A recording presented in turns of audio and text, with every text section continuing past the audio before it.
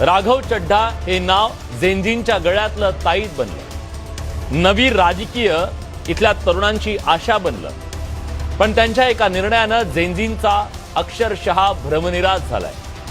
सुटाबुटातला परदेशात शिक्षण घेतलेला, आकडेवारी निशी बोलणारा आणि सोशल मीडियावर तरुणाईशी संवाद साधण्यात पटाईत असलेला नेता ही राघव चड्ढांची ओळख बनली।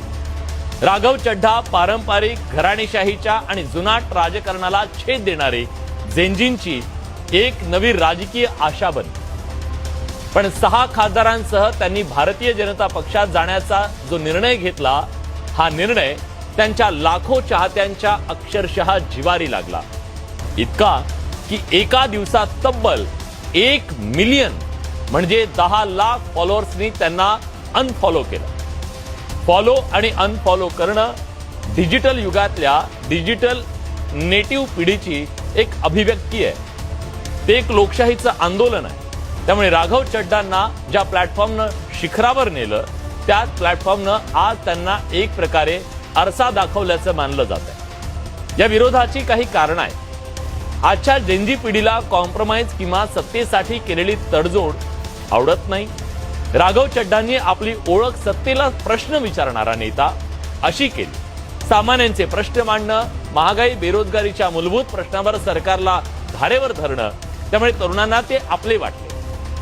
मात्र ज्या सत्तेला कालपर्यंत ते जाब विचारत होते, त्या सत्तेच्या गोटात सामील होणं याला आजची पिढी संधी साधू राजकारण मानते। आजच्या काळात नेता एक ब्रँड असतो। राघव चड्ढा ब्रँड अभ्यासू, सामान्य माणसाचा आवाज आणि क्रांतिकारी अशा शब्दांनी विणला गेलेला होता। जेव्हा त्यांची कृती त्यांच्या स्वतःच्या प्रतिमेला उलट घडली, तेव्हा त्यांची ब्रँड व्हॅल्यू कमी होती। चड्ढांच्या भाजप प्रवेशानं त्यांच्या विश्वासार्हतेवर प्रश्नचिन्ह त्यांचेच फॉलोअर्स निर्माण करतायत। तुम्ही जर त्यांच्यासारखेच होणार होता तर मग आम्ही तुमच्यावर विश्वास का ठेवला, अशा प्रतिक्रियांचा त्यांच्या वॉलवर पाऊस पडतोय। आणि हे पाऊस कोण पाडतंय? त्यांचे फॉलोअर्स। खरं सांगू, हा केवळ राघव चड्ढांचा वैयक्तिक प्रश्न नाहीये। हा देशातील तमाम तरुण नेत्यांसाठी एक मोठा धडा आहे।